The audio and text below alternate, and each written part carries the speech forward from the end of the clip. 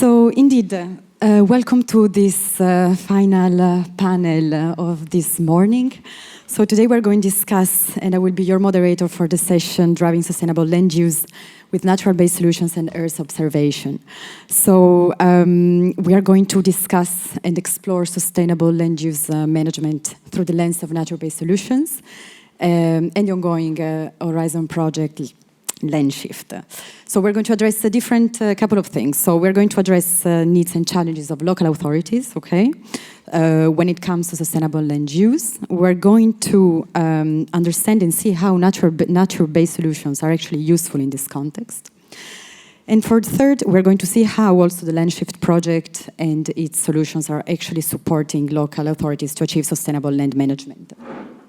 So I'm happy here to be here also to dig into the role of Earth observations in natural-based solutions, approach and benefits in this context, and reflecting how these solutions can be replicated as well in other regions and approaching as well other challenges. So just a very quick introducing that we're going to have 2 polls on Slido, so and Q&A also. So my colleagues in the back will be supporting this. And I'm also very happy as well to support that we have another speaker online from Ukraine, indeed, Oksana, who will join us indeed online. So I'm joined today by a very good parterre of speakers, so representing the regional authorities with Gianfranco and Beatrice from the European Landowners Associations, and the service provider with Mark. So we're going to have 3 rounds of questions and 5 minutes Q&A at the end. I'm conscious of time, so we will make sure to keep this dynamic and on time. I will kind of give the floor to each of you, starting with Beatrice. Very short introduction of yourself, 30 seconds, and then we will start with the first round of questions. Thank you very much. Thank you very much, Francesca. My name is Beatrice, and I'm a Policy and Project Officer at the European Landowners Organization. What I take care about regarding the policy is the nature, carbon and biodiversity market credits. Regarding the project, we are following 2 types of projects. On one side, we have the Horizon Earn the Life on carbon farming, agroforestry and land management. On the other side, I'm following some projects directly with the landowners we represent through Europe. Gianfranco. Thank you. Microphone there. No, you can. Okay. Thank you, Francesca. First of all, I would like to thank you, Ersk, for the invitation and for organizing this panel. It's a pleasure to be here and to represent the perspective of the region of Basilicata. I'm Gianfranco Castronovo. I work for the Regional Department of Forestry and Land Protection. I work mainly on forest planning, territorial analysis, stakeholder engagement, and supporting a sustainable project founded by national and European fund. Within a LandShift project, Basilicata region leads with Politecnico di Milano, University of Basilicata, the Italian Living Space. My role is to act as the focal point for the Italian Living Space activities to help to connect scientific knowledge, Earth observation data, nature-based solution with real planning instruments and real policy decision. Thank you. Thank you, Mark. Thank you. So I am Marc Landriot, but indeed in this panel I don't represent Ersk, but Terranis, which is my company. And the role in LandShift project is to demonstrate the benefits of Earth observation and to generate some tools to support decision-making for the regional stakeholders. Thank you very much, Mark. You can keep the mic, no problem. And Oksana, the floor is yours. Thank you very much, Francesca. Can you hear me? Very well. Yeah? Great. Hello, everyone. Thank you very much for invitation. Greetings from Kyiv. My name is Oksana Sakal. I'm head the Department of Experimental Land Use Planning Innovation Center at the Land Management Institute of the National Academy of Agrarian Sciences of Ukraine, the only state research institution in Ukraine dedicated exclusively to land policy and land management. We work with the interface of science, policy, and practice, and directly with local communities. We are proud of that. To improve territorial planning, land protection, and evidence-based land governance. Thank you. Thank you very much, Oksana. And with this, I would like to start indeed with the first round of questions. So you've heard that indeed we have regional authorities from Basilicata and Ukraine. So it's very important for us because we really want to understand at local and regional level what are the challenges in terms of land use management. So starting with, I would like with Gianfranco, Beatrice, and Oksana. What are the challenges in your region, Gianfranco and Oksana, and then to Beatrice for the members that you represent, so the landowners. So I will kindly ask you to start, Gianfranco. Thank you, Francesca. It's a very interesting question about land use challenges. One of the main challenges for Basilicata region is for sure the complexity of the territory. We are mainly a rural and mountainous region with only small municipalities. Around 35% of the territory is classified as forest. Half of it is agricultural land, and 20% of the whole territory is nature reserve, so regional and national park. On top of that complexity and diversity, the territory faces droughts, water scarcity, erosion, soil degradation, and a growing wildfire risk. So in this way, the best and all these pressures are tied to a deeper one, which is demography. In Basilicata, we are one of the least populated region in Italy, with only 50 inhabitants per square kilometer. So when there is a depopulation phenomenon, land management weakens because there is land abandonment. And so dry biomass builds up into the forest, and the wildfire risk raises. So when we talk about land use, problem it cannot be separated by a very human question, which is still working and living in these territories in 20 years. But here I just want to give you, because I work mainly in forest sector, just two practical example of land use challenges. One is forest planning. Around 60% of our territory, forest territory, is owned by private forest owners. And the remaining 40% is public.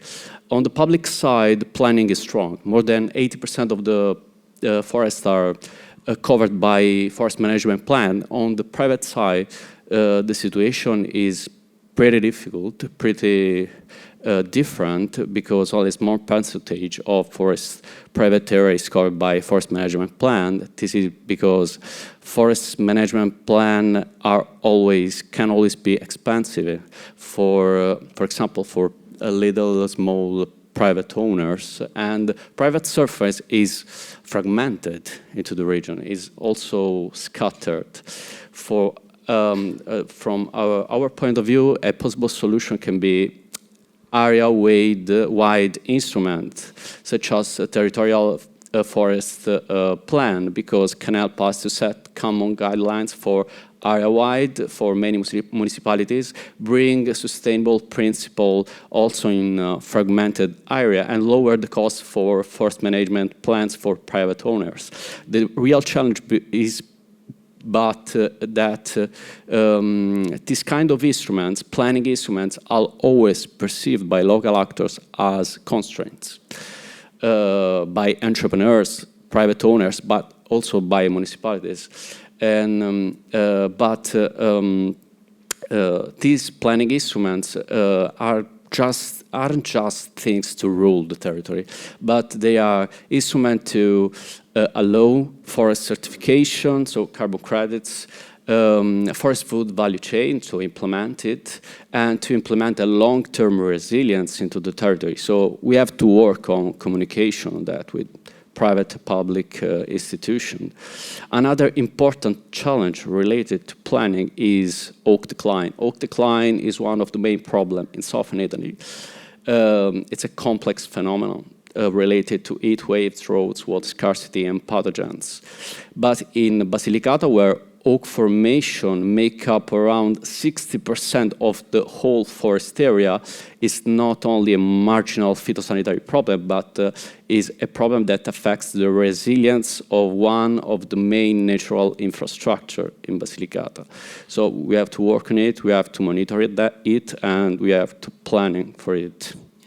Thank you very much, Gianfranco. Very interesting, and I had the opportunity with you as well to do some exercise and to really understand and say on hands really what are the main challenges of this region, Basilicata, which is beautiful, but of course with different challenges. So I would kindly go back to Oksana, so to conclude this regional challenges approach. Oksana, can I give you the floor to know more about your Ukraine living space? Thank you. Thank you. The Kyiv region is, in many respects, a unique and extreme case study in land management challenges. Our biggest challenge is the devastating impact of war on our land and soils, unfortunately.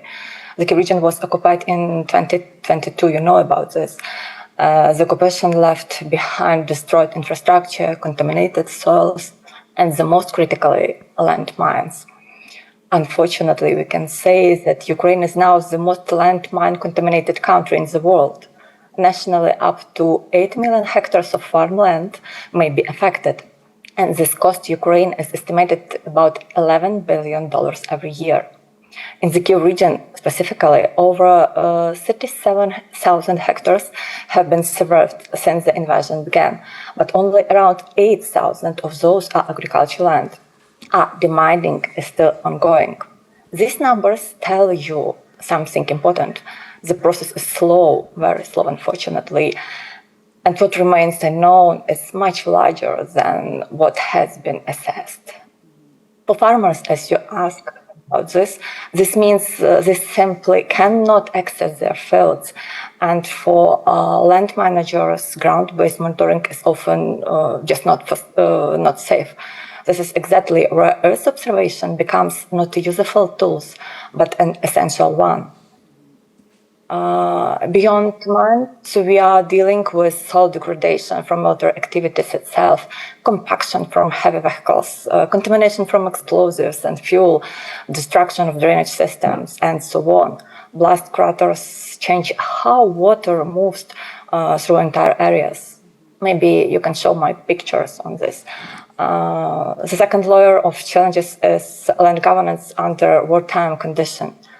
Unfortunately, local governments in communities like Bucha, I hope you hear about this town, Irpin and Hostomel, are now managing reconstruction, housing displaced people, and economic recovery all at once. And sustainable land use planning is a real priority for them, but capacity and resources are stretched thin.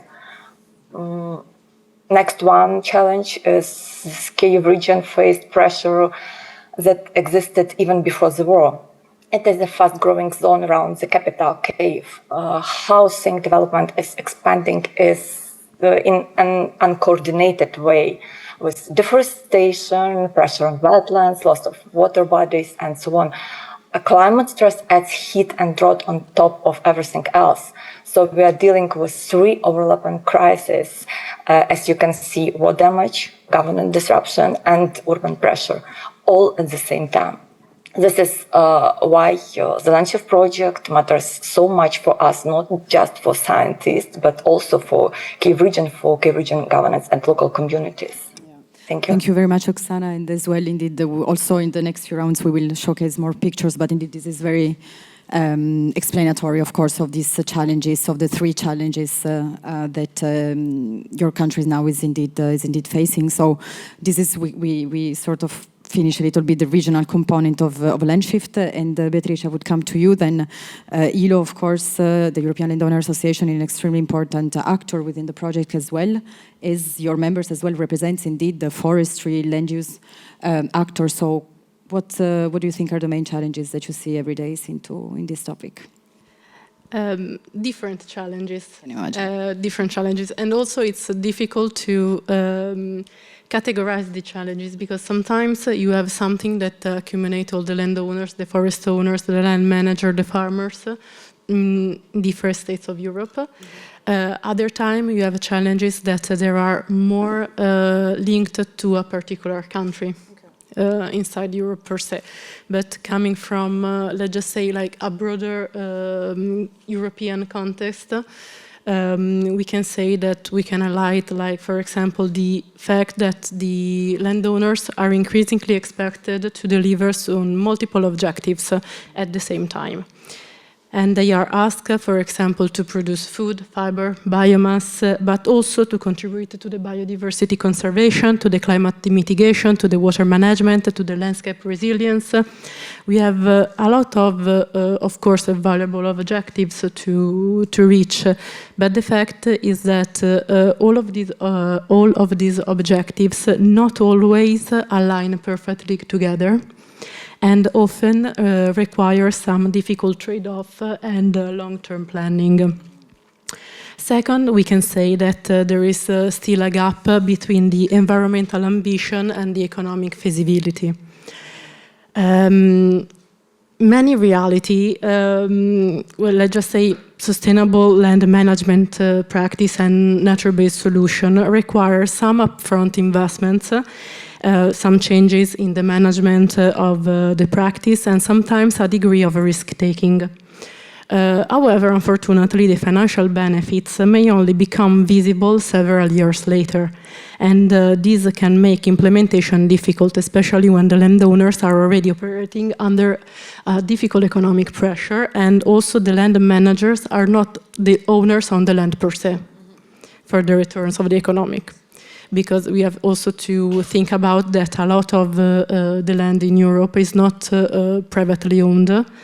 I mean, it's privately owned, but not managed by the landowners per se, but by a land manager. So when you're investing for a long term, you find yourself in a situation where the land manager is investing in a land that is not owned by him, and they're gonna have, and the return is not coming to him. Okay. Then we can say, like, about the complexity. Okay. Complexity, for example, there are always a great number of policies, reporting requirements, environmental targets, and emerging voluntary markets. This initiative, as before, of course, have some positive objectives, but navigating them, it's challenging. And this is, I think, where projects such as LandShift become particularly relevant, because landowners generally do not necessarily need more data, but they need better tools to transform the data they have into practical and informed decisions. Nature-based solutions supported, for example, by the Earth observation and decision support tools can bridge this gap, but by making sustainable land management more measurable, understandable, and actionable. Ultimately, generally, the landowners are seen like the beneficiaries of the environmental policies, but they are also the actors that are responsible for implementing them on the ground. So the success of a sustainable land management depends on whether the solution is practical, economically viable, compatible with the long-term land stewardship. And the sustainable land management can scale up, and to see the scale if it works not only for the nature, but also for the people that are managing the land. Thank you very much, Beatrice. And indeed, in our return screen, and I think you've seen it as well in the Beamer, we can indeed, I see a lot of connections with what you've been saying. You know, one of the biggest challenges for achieving sustainable land use management today, 43% for stakeholder engagement and governance is the biggest challenge. So I think it really reflects what you're saying in terms of how you make the policies as well for managing this. Do you have any reflections on this, or Gianfranco, that we can check together directly? Yeah, I think governance, so public institution and private owners can match together and bring at the same table and start co-designing and co-planning together. This is where LandShift help the living us. spaces, indeed. Yeah. This is where all the different living communities space, and stakeholders are together. Okay, so maybe we can actually get back to this actually after. I just want to have a quick reactions on this. So. I think, Beatrice, you brought in this concept, indeed, of nature-based solutions, right? So, and here is also where we're going to a little bit more on the LandShift focus. So, Beatrice, can you tell us what these nature-based solutions are, and why for LandShift are actually this relevant, and why we're focused on this solution? So. This NBS, indeed, it's a concept that's already been involved by European Commissions, by the UCN, and then it's been taken again another big step forward now. So I look forward to your opinion on this. Thanks. Thank you so much, Francesca. To explain what the nature-based solutions are, I think that maybe if it's possible to show the pictures. You're right, yeah, thank you. Because I brought two pictures coming from an Italian landowner to represent that did an amazing work. And in this picture, you have the before, the agricultural desert. What he calls the agricultural desert, sorry, because we are starting from a situation where there were only intensive agriculture in the area. In the second pictures, basically show the same area after the implementation of the nature-based solution. And I think this image captured the essence of the NBS better than a formal definition. Not only for the commitment to the project and how he's managing it through the years, because the first picture is coming from the 90s. The second picture, it's 5 years ago. And, to invest, to go on and to manage and to maintain and every year to improve the land, of course, you can imagine all the commitment that how is committed. Where was this taken? Can we know? Northern Italy. The nature-based solutions are the actors that work with nature rather than against nature per se. They use the natural process, such as the health ecosystem, to address the challenges such as the climate change, the biodiversity loss, the soil degradation, the water management, and the landscape resilience, while they are generating social and economical benefits and environmental ones.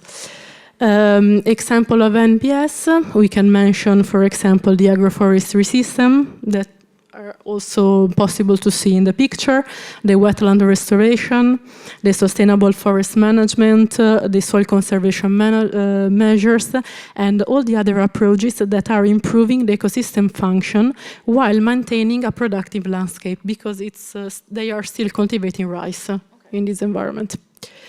What makes a nature-based solution relevant is that they help us address multiple challenges simultaneously. Because instead of tackling, for example, the climate, the biodiversity, and the land degradation separately, you have an integrated solution that can generate several benefits from the same landscape. And it's really important for the landowners, the land managers, because they are, as we were saying before, they are expected to deliver environmental outcomes while maintaining their land productive and economically viable. To support this transition, the LandShift project, I think, he developed a really interesting nature-based solution library. This library is an open access platform that showcases real nature-based solutions that are already being implemented in Europe. What I personally particularly like about this library is that it's focusing on a practical example rather than a list of theoretical concepts. In fact, the user can explore this solution according to the ecosystem type, the land use challenge, the NBS approach, and make it easier to identify the option that may be relevant to their own territories and management objectives. In this sense, I think the library can help bridge the gap between the ambition and the implementation, because it allows the decision maker, the local authorities, and the land manager to learn from existing experiences, and at the same time to adapt the proven solution to their local context. I also think that NBS, they are important in the framework for the LandShift, and why also LandShift is focusing on the NBS and vice versa, because sustainable land management requires some approaches that are also flexible, locally adaptable, and capable of delivering multiple benefits over the long term. And that's exactly what the NBS do. And if we are also considering the fact that can be combined with the Earth observation and some decision support tools, they become easier to identify, to monitor, to evaluate, and help to move from the idea to the action. I think it's very clear. Thank you so much. And indeed, on the return screen here, you can see two different QR codes, one to the overall project LandShift, and on the right one instead, the one that brings to this nature-based solutions digital library that was recently launched a few months ago and developed by our partner Meta. And it's actually, I would really ask you to go and see it, because it's a really clear ecosystem where you can really, based on the different land use management challenges, you can really see real-world approach and really see how also it connects with governance and policymakers. So this is really the next steps as well of how policy, especially at local, regional level, can approach these ideas as well to support their own challenges. And this is really the aspect of LandShift and all the different living spaces. So thank you, Beatrice. Maybe go to Oksana. Do you have any comments on this and why for you is indeed relevant natural-based solutions for your living space? And I will give the floor as well after to Gianfranco with the same questions. Thanks. Oksana, the floor is yours. Thank you, Francesca. Yeah. LandShift at LMI, my institute, we're focused on nature-based solutions because they offer practical, lower-cost way to recover damaged land. And for Kyiv region, they're particularly important in post-war recovery. Near 59% of the region, Kyiv region, is agricultural land. So decisions on land use have a direct impact on food production, natural systems, and local communities. When land is damaged by military activity, it is often not possible to return immediately to intensive farming. So recovery needs to begin with transitional approaches. In some areas, plants are used to support soil recovery and reduce pollution. In others, restoring wetlands helps re-establish the natural water balance. Agroforestry can also stabilize soils and prevent further degradation during recovery. In Ukraine, these approaches, NBS, are already reflected in national policy, in the law on the basis principles of state climate policy adopted in 2024, and in the broader Green Recovery Agenda. In practice, however, the application remains limited by institutional capacity, unfortunately, funding, and a lack of practical tools at the local level.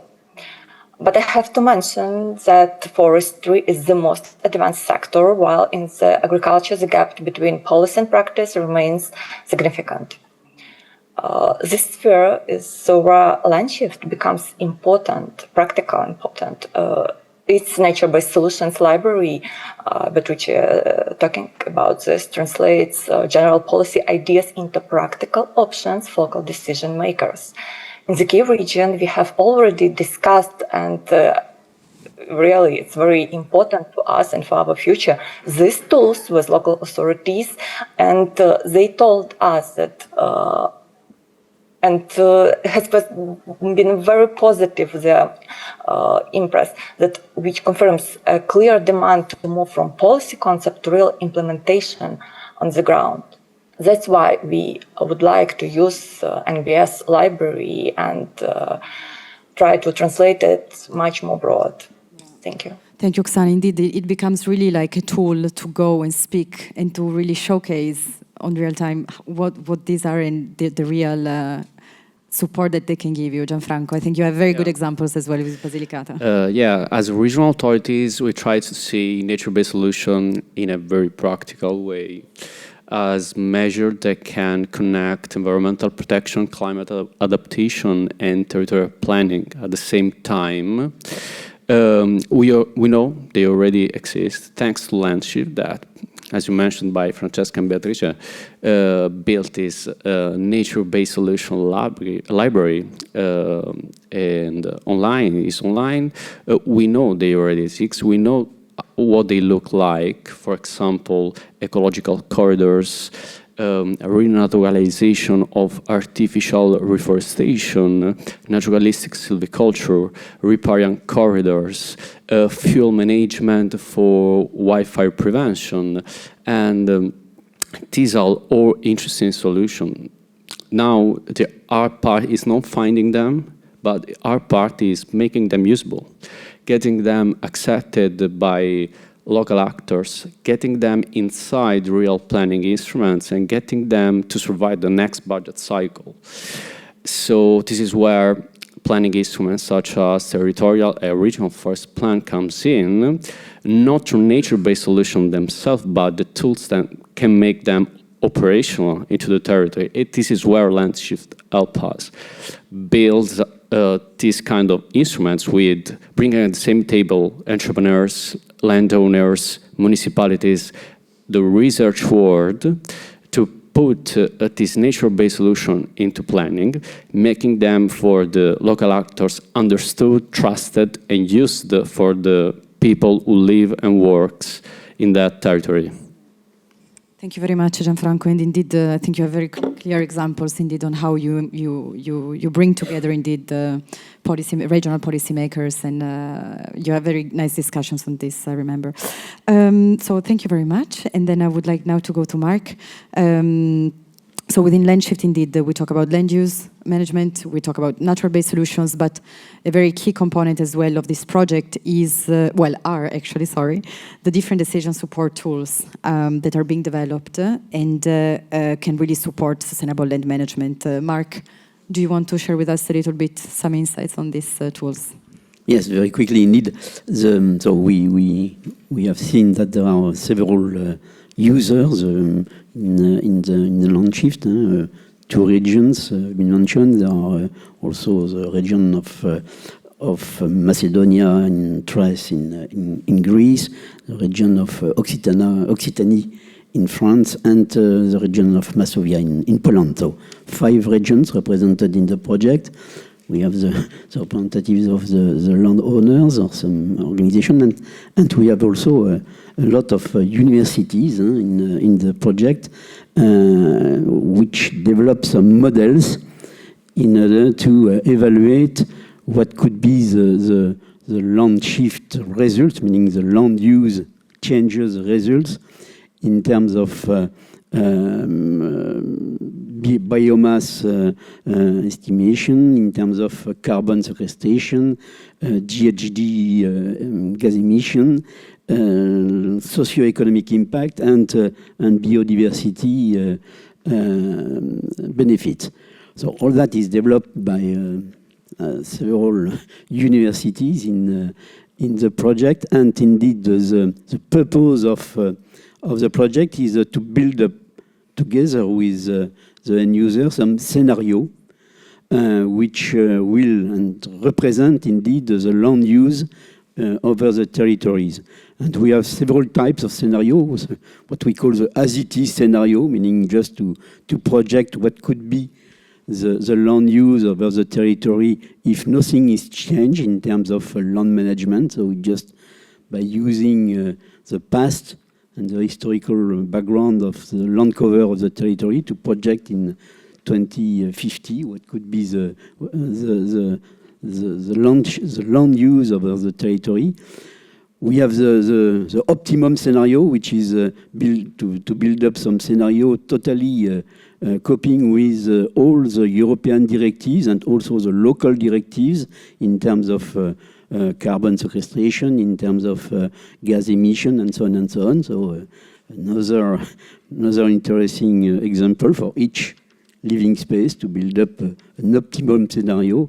And the most important one is what we call the balance scenario, which is something in between, which is progressively built up with the end users and with the modelers in order to progressively approach something which sounds reasonable, which can be a good trade-off between the different thematics which are indeed resulting from these land use, the different land use scenario.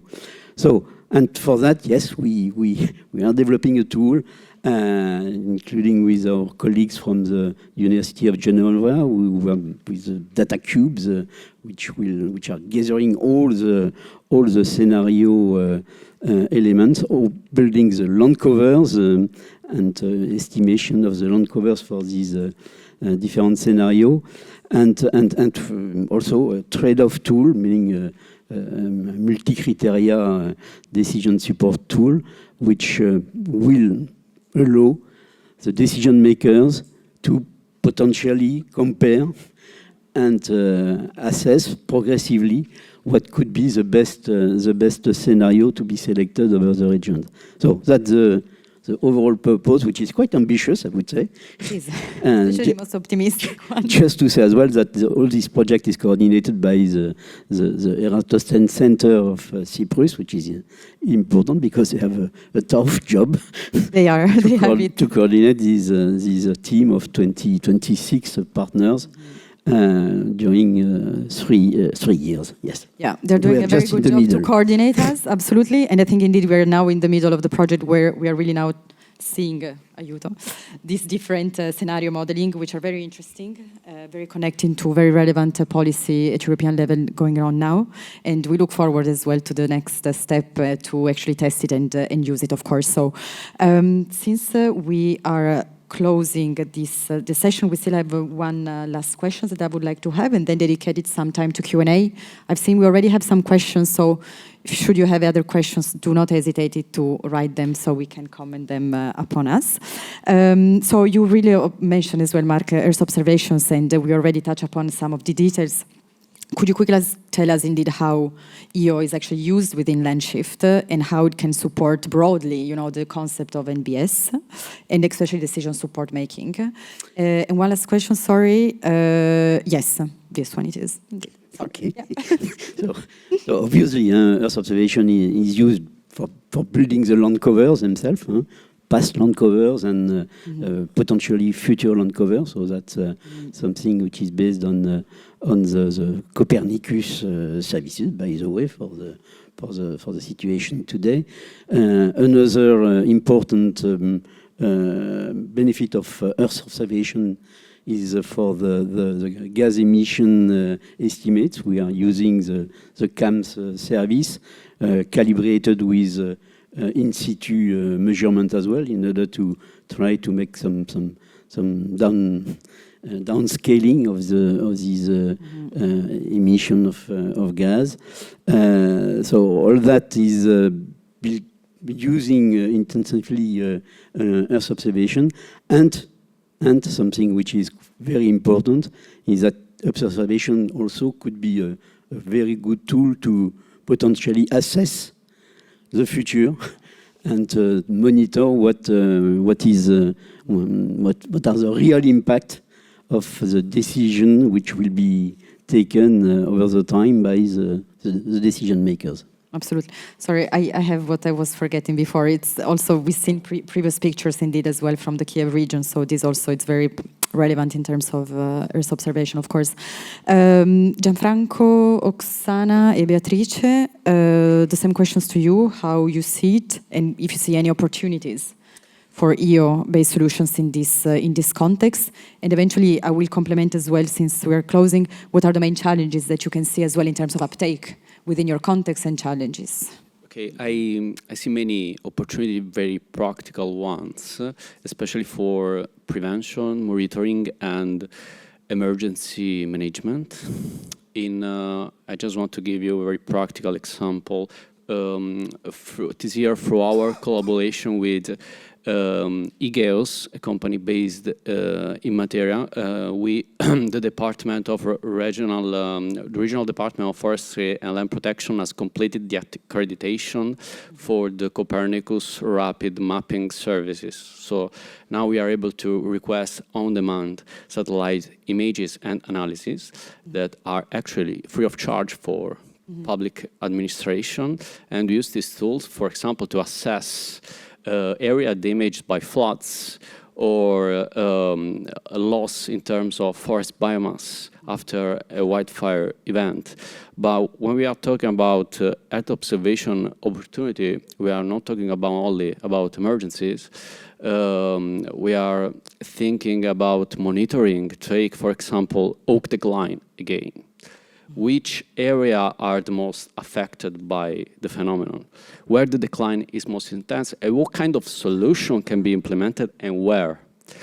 And so on, the relation between this phenomenon of oak decline and heat waves, droughts, water scarcity, the characteristics of the soil. So there are lots of opportunity. For example, we are updating through some companies that are helping us our regional forest map. It is very difficult to update this kind of map with data taken on the territory. It's easier to do with Earth observation analysis and data to know, to estimate the forest biomass in our region. So for us, optimal Earth observation service, it could be a service that can provide to us directly decision, can give us decision support tools to apply this information on our territory. Thanks, Gianfranco. Sorry, I'm going to Oksana. Yeah. Oksana, floor is yours. Thank you, Francesca. I can say just one word, absolutely, but I will explain. In Ukraine, Earth observation is not only useful, it is essential. Where there is a risk of landmines, field access is often unsafe, we're talking about. So satellite data is frequently the only one way to assess land conditions, monitor recovery, and track land cover change in war-affected areas.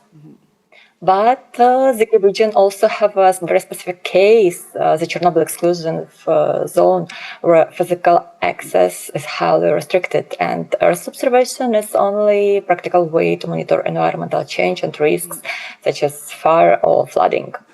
Beyond this extreme situation, it is, also supports everyday governance, helping authorities detect illegal land use early and plan more accurately. Yeah. And within LandShift, we use it to identify which farmland is returning to use and which remains damaged, and to quantify what impact by comparing land cover before 2022 with the present. Mm-hmm.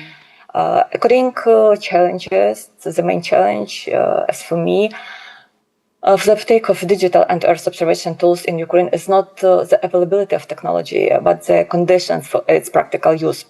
And I see several key barriers. First, and I saw it in your slide answers, it's institutional capacity. Local governments have different level of digital readiness, and land, environmental, and cadastral data are often poorly integrated. And of course, we have to talking about technical interoperability. And as I remember, previous panelists also mentioned about this. Earth observation data, cadastral systems, and local GIS are often not in line, stored in different formats, or are not updated regularly. Yeah. And of course, human capacity. Okay, thanks, Oksana. Many also different land use. Okay. Sorry, because I'm really concluding, understand. so I will give it to Beatrice, the last word on this. Thanks. Yeah, you can respond how you're using Earth observation within... Because I'm going to be super quick. Okay, but I go. have a couple of things that I would like to share to conclude. On the first question, before the conclusion, I would like also to say that the implication that we can see and how the Earth observation based solution can be used are broadly. Because especially now that there are some biodiversity, nature, carbon credits markets that are always emerging, these markets need transparent and credible outcomes, and these outcomes can come from the Earth observation data. And always thinking about developing this type of markets, what it's always difficult to demonstrate from a landowner's perspective is the credibility about these outcomes and the monitoring about these outcomes. Because monitoring is something that always been considered really expensive. And the role of the Earth observation can also enable this market to grow. And enabling this market to grow also help having more finance for the landowners, the land managers, to invest more in nature-based solutions. Okay. Thank you, Beatrice.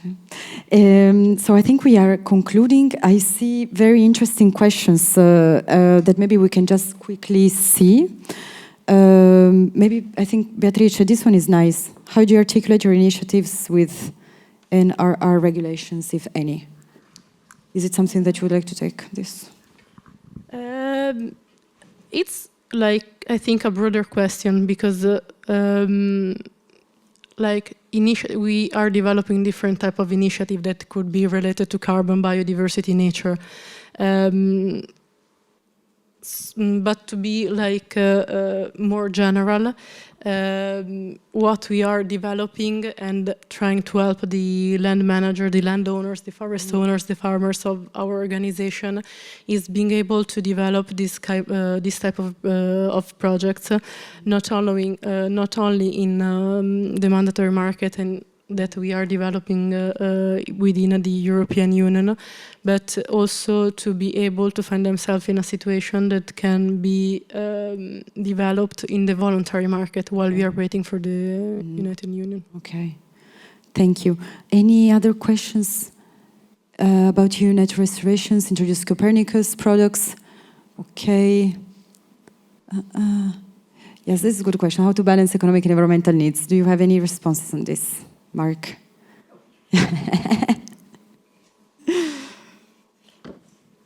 Gianfranco, sorry, can you give him? Yeah. What's the question exactly? I must...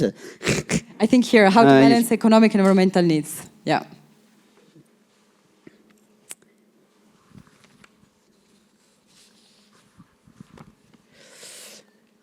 Yes, indeed. So just to answer, we are using the Copernicus service in order to get a status of the land use over the different territories in the past and now. And then, as I said, we are, meaning it's a job made by our colleagues from the Genova University to try to assess what could be the necessary changes to be done in this land use if we want the territory to be fully compliant with all the regulations and directives, either at European level or also at local level, because there are also some land management strategies and objectives which are derived at regional level. So that's typically a theoretical exercise which is done by our colleagues in order to modelize what could be the ideal land use, at least viewed from the regulation point of view. So, of course, the ideal perhaps can have some drawbacks in terms of food system, for example, or in terms of socio-economic impact, because at the end, people must live also in these different territories, and that's typically the kind of trade-off we are looking in the project. Yes. All right, so I think we can close the session. So a very nice applause to our panelists, and I will give the floor to Emmanuel. Thank you very much.